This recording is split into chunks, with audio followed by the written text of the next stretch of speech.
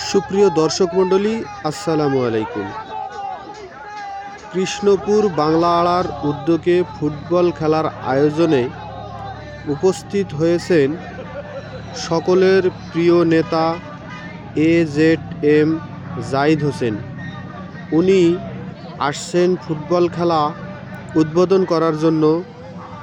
দর্শক দেখুন, অনেক বিশাল গাড়ি বহর নিয়ে তিনি একেবারেই প্রত্যন্ত গ্রাম অঞ্চল সেখানেও খেলা উদ্বোধন করতে এসেছেন। অসংখ্য ধন্যবাদ ওনাকে। এত বড় মাপের একজন মানুষ, উনি এরকম গ্রামীণ পরিবেশে এসে খেলা উদ্বোধন করবেন, এটা আসলে আমরা বিশ্বাসই করি নাই যে উনি এখানে আসবেন। আসলে মাটির মানুষ, গ্রামের মানুষ হলে এই রকম কর্মকাণ্ড আসলে মিশে করতে চায়। এই জাহিদ স্যারে তার একটি উদাহরণ। উনি এত ব্যস্ত মানুষ, তারপরেও ওনাকে আমন্ত্রণ জানা হয়েছে একেবারে প্রত্যন্ত গ্রাম অঞ্চল থেকে, তারপরেও উনি ফিরিয়ে দেননি। শত ব্যস্ততার মাঝেও উনি এসেছেন। অসংখ্য ধন্যবাদ ওনাকে। তার একটা নিরাপত্তার ব্যবস্থা অবশ্যই থাকে। তার নিরাপত্তা কর্মীরা হাজারো দর্শকের মাঝে তাকে আঁকড়ে ধরার চেষ্টা করতেছেন।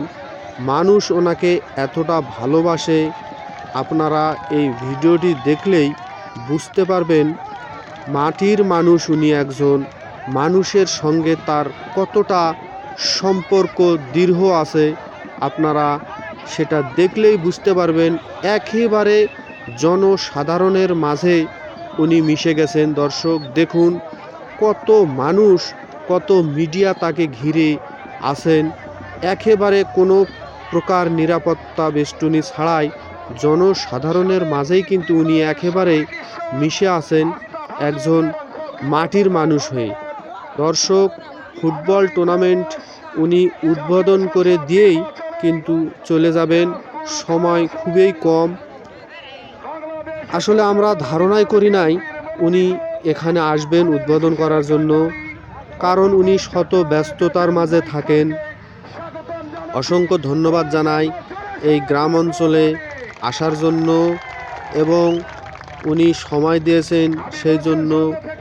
দর্শক, কত মানুষ এসেছে ওনাকে দেখার জন্য, আপনারা সেটা দেখলেই কিন্তু বুঝতে পারবেন। দর্শক, অসংখ্য মানুষ এখানে ফুটবল খেলা দেখতে এসেছেন। আপনারা নিশ্চয়ই সেটা দেখতে পাচ্ছেন। কে কোন জায়গা থেকে আমার এই ভিডিওটি দেখছেন কেউ কমেন্ট করে জানাবেন। আমি সেই কমেন্ট ধরে আপনাদের বাসায় প্রবেশ করতে পারবো। ধন্যবাদ জানাচ্ছি আপনাদেরকে আমার এই ভিডিওটি দেখার জন্য। ধন্যবাদ।